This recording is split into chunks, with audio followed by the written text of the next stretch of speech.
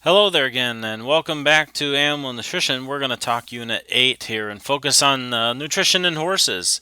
And you'll find that this is probably going to be the shortest section and the shortest recording of the class to this point in time. Just not near the amount of data and information that you'll find in terms of balancing horse rations out. Rather short section that we're going to talk about here.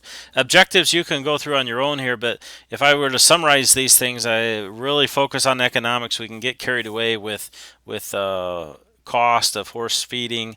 Really think about what hay or what pasture blends that you've got available for your horse, and then if I can really drive the main thing home is really monitor body condition and the appropriate feeding ration for that horse. Let's jump in and talk about some nutritional requirements and if it seems like we don't give you some very specific details here in this section as compared to the swine and beef sections that we've done prior and as we get to the dairy section, which I believe is next, really there's a lot of highly divided opinions on a lot of nutritional breeds, and a lot of it varies with the breed and use of the horse, stage of gestation, stage of lactation, development of the foal, whether they're a gelding or a stallion. There's just not a lot of settled upon opinions on how to properly feed that horse that everybody adopts. If you go horse barn to horse barn or horse farm to horse farm, you're going to find a lot of different approaches to feeding horses. Almost as many farms you go to, you probably find some different things. A few common factors would come into play, and we'll hit those as we go through the section. From an energy perspective, it really depends on the size of the horse and the type of workload that they're under. Horses that are being worked regularly, let's say cattle working horses, are probably going to require a great deal more energy than horses that, let's say, you ride for recreational purposes, trail riding every weekend or once a month or something like that. The energy needs are quite different. It's interesting here that pregnancy in horses doesn't increase the energy requirement significantly, except once you get to the last 3 months of pregnancy. Then as that foal is growing at an exponential rate, then you probably need to increase ration energy density a little bit in order to support that. Lactating mares, of course, then, just like we've talked about with any other lactating mammal through the class, we've got to support that animal with some more supplemented protein and energy in order for them to help produce milk. And it's a little surprising, maybe, as we look at mare lactation production, milk production, it's about 3% of their body weight in milk per day. So it may surprise you to think about a 1,000-pound body weight horse will make about 30 pounds of milk. Probably a higher number than most of you expected, but that's about what they do if properly fed and they're properly nursing a foal on our side. So really think about how we support that lactating mare. Transitioning on and thinking about protein here, and in general, I would say ignore really high cost proteins and amino acid feeding. This is the one section in the entire course that I would say take the concept of amino acid feeding and put it on the shelf and don't worry about it, because we really don't have a lot of data to support how amino acids are used and if they're that important to horses. You're going to find that ration crude protein density is not going to be very high in most feeding rations, so don't put a lot of expense into it. So maintain as low a cost as you can in order to save as much money as possible. If we talk about older horses, whether it's older mares, older geldings, we don't really often need very much supplemental protein. You'll find a very common ration, I would say, would be decent quality hay. Let's say 14-15% crude protein hay that would be mostly grass-based with a tad of legume in it, and then some oats that we already know are 12% protein. So you're looking at a 12, 13, 14% diet. That's typically plenty. We don't need to be throwing any expensive soybean meal at these horses out there if they're mature animals. Generally just a little bit of that grain and a little bit of pasture, a little bit of hay will meet their nutritional needs. Unless you've got really poor quality roughage, really poor quality pasture, really poor quality hay, then you're probably going to have to throw a little bit extra protein and energy at them. The general rule of thumb is listed here at the bottom of the slide. It's about a pound of crude protein per 100 pounds of body weight. That provides enough for maintenance. So if we got a 1,000-pound horse, she needs about 10 pounds of protein per day. A pregnant mare add about 3/10 or 4/10 of a pound to that maintenance need. A lactating mare about 4/100 of a pound per pound of milk plus your maintenance need. So that gives you an idea of what that animal might need. So a 10% crude protein diet would be just fine for that gelding just bouncing around out there in the pasture. I talk about minerals, and here's probably where you get the most varied amount of opinions on horse feeding, what to feed, what's effective, what's not effective. But I'll tell you, from a mineral perspective, they're all important when we talk about mineral feeding, and you have to be on your game here. No sloppiness allowed in order to maintain good quality feet and good sound legs, good structural conformation on these horses. That all comes from proper mineral and vitamin feeding as we get through this section. Calcium to phosphorus ratios, probably 2 to 1 is probably the one that I would pick here. There's a couple ranges on the slide, but that should be sufficient in terms of helping support equine nutrition. It really depends, of course, on size, age, and workload, etc. Salt is really a main need for horses. They need about 85 grams a day, so about a 0.5% or so of the total ration. But horses eat salt both as for nutrient need and as a condiment. They just like it. Just like you and I that might pick up the salt shaker and shake a little salt on our fries or our baked potato, horses prefer it as a condiment as well. And sometimes that keeps them from doing what we call cribbing, which is chewing on the walls in the barn and stuff like that. They will maybe lick on a salt block in order to get away from something like that. So keep salt. Importantly, trace mineralized salt, that brown salt block that you have. Oftentimes, a little bit of that TM salt will cover pretty much all of their trace mineralized needs. One of the things that I'll point out here is we don't really have a lot of data that supports what specifically they do need. It's very, very vague when you look in your book in terms of what's needed for equine nutrition. So there's not a lot of data here that says feed this many pounds or milligrams or micrograms of this mineral, vitamin, etc. But we know for sure it's low-cost insurance and improves production, and we certainly aren't going to invest a lot if we're talking about just throwing some salt blocks out there. From a vitamin feeding need, it's also, again, very limited amount of information. If we look at vitamin A, if you're stalling your horses all the time, you might need to make sure that you're purchasing a feed with sufficient vitamin A. If your horses are on pasture a good bit of time, vitamin D, again, only supplement if you've got horses inside. And again, that's the sunshine vitamin. If they're out on pasture again or out on outside in the lot, very much at all, they're going to make plenty of their own vitamin D. Vitamin E is maybe the most important one because it works in concert with selenium, again, the health-related vitamin, and especially when we talk about pregnant, lactating mares and then those foals by your side. This is probably a good time to make sure your vitamin E levels are sufficient. About 1% of vitamin A supplementation is kind of the guideline there. If you're purchasing any kind of bagged feed from the store, if it's any kind of decent quality, that's probably already built into the diet so that you don't have to go and think about purchasing something separate in order to supply these vitamin needs that we're talking about here. A simple, good quality, well-respected purchased feed will probably already have that included in there. Vitamin C, or ascorbic acid, is what vitamin C is. The horse does a good job synthesizing that on its own, so you don't have to worry about that. The B vitamins that whether it's riboflavin or thiamine or some of the other ones that we've talked about in other species, really all the data here is based upon swine research. The other monogastric that we're talking about in livestock animal nutrition. So it's just about anybody's guess, but I would be thinking about, again, a good quality purchased feed from the store. If you're worried about stuff like that, we'll for sure take care of that need.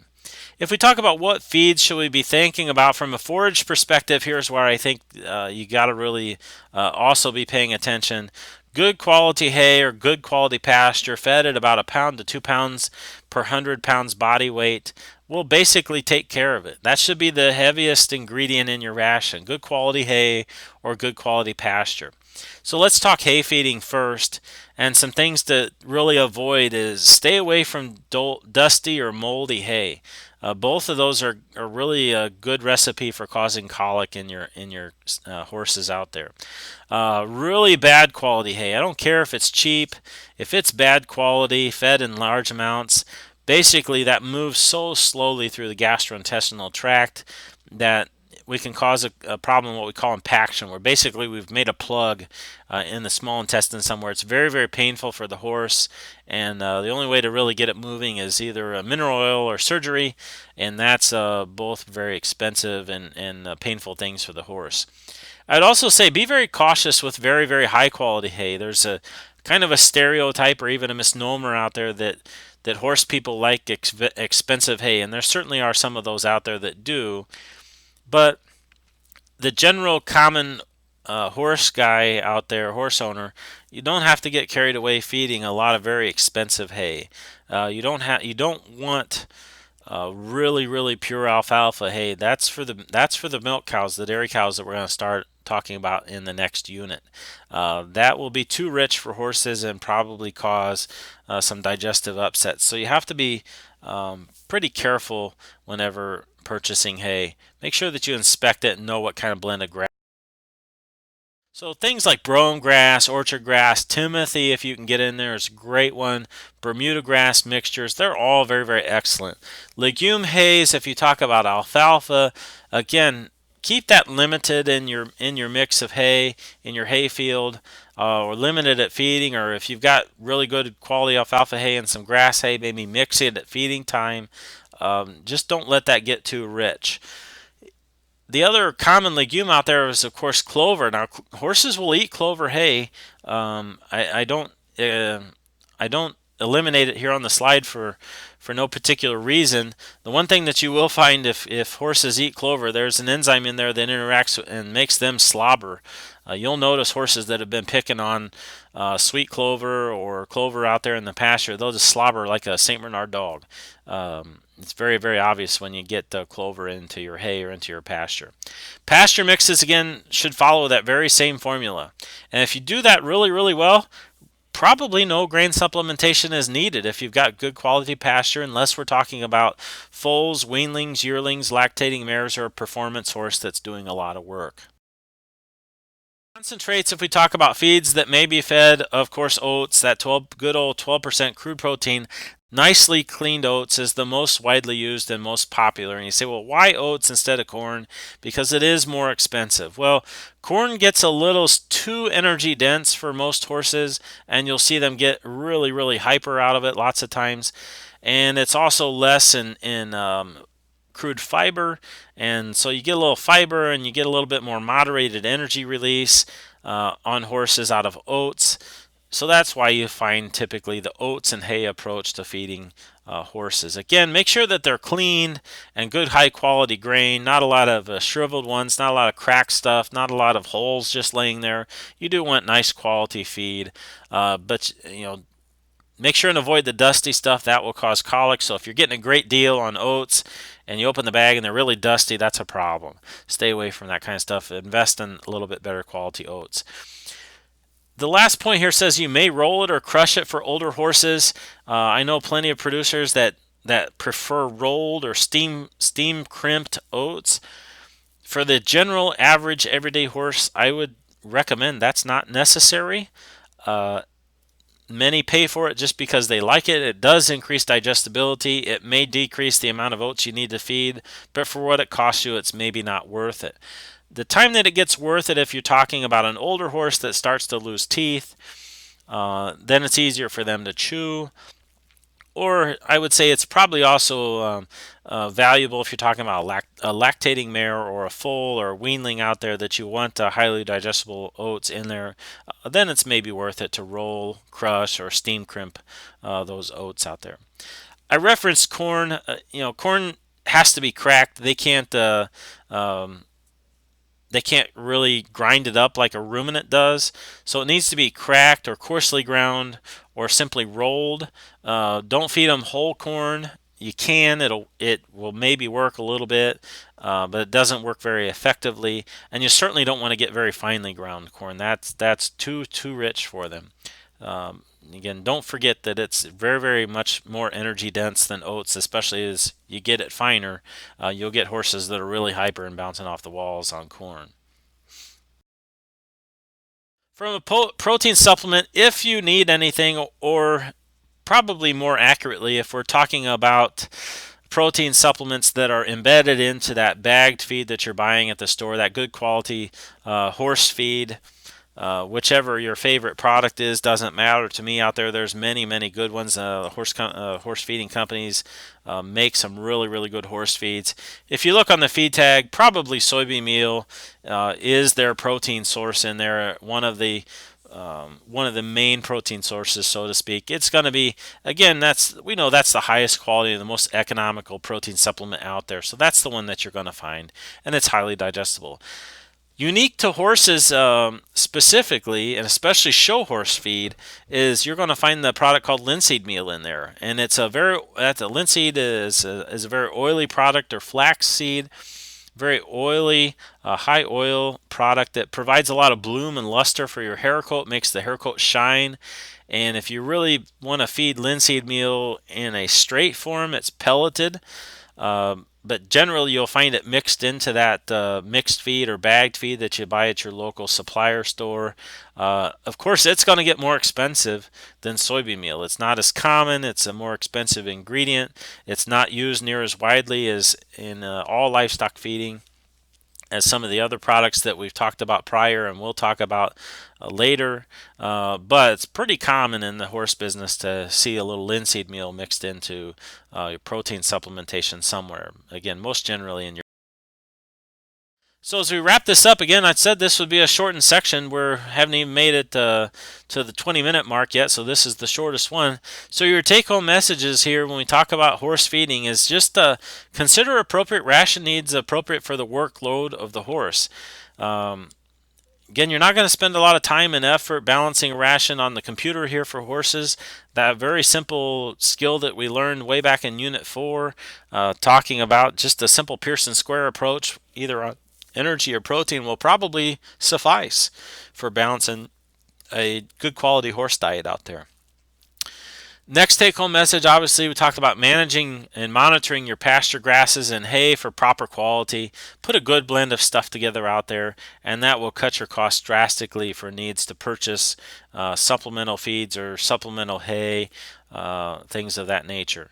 Only then supplement feeds as needed. Only buy oats, only buy grain, only buy that horse feed when you absolutely need it. If you've absolutely have to, then do it. One of the things, and it's a little bit of an anomaly I think that you'll find out there in horse producers, is they prefer to feed grain, even if they have good quality hay, even if they have good quality pasture. It's just a preference that a lot of horse owners have. They like to go out there and feed their horses. One thing that I would caution you against, and I'll jump to the last point on the slide, is horse owners have to be really cognizant of body condition. You have to be aware they're not pets. They are livestock animals, and you don't want to get them too fat out there because they're not going to be very fun to ride as overweight horses. They're not going to be very comfortable. It's going to break them down conformationally. Also, you don't want to underfeed horses so that they're too skinny. If you can see clearly hip bones and pin bones on the horse, they're drastically underfed. So really monitor what you have from a pasture grass and a hay quality, supplement as necessary, and then combine that with proper body condition monitoring, and you're going to be just fine in terms of feeding that horse. And then lastly, provide trace mineralized salt blocks out there. Again, they eat that as a condiment. So just some real basic take-home messages in your horse feeding section. Again, not difficult in terms of animals to feed. The easiest one that I think in terms of this section, this class, to put together a good quality ration on. And so those are your key points in this section on Unit 8 on horse feeding. We'll look forward to some good discussion in class next time. We'll kind of motor through this section pretty quickly. Not near as much content here as we talked about with beef, cattle, or swine in the previous section, and not near as many things as we'll talk about in the dairy section that's coming up next, and swine and sheep and so forth to wrap up the class. So there again, Unit 8 wrapped up. We'll see you in class next time. Signing off.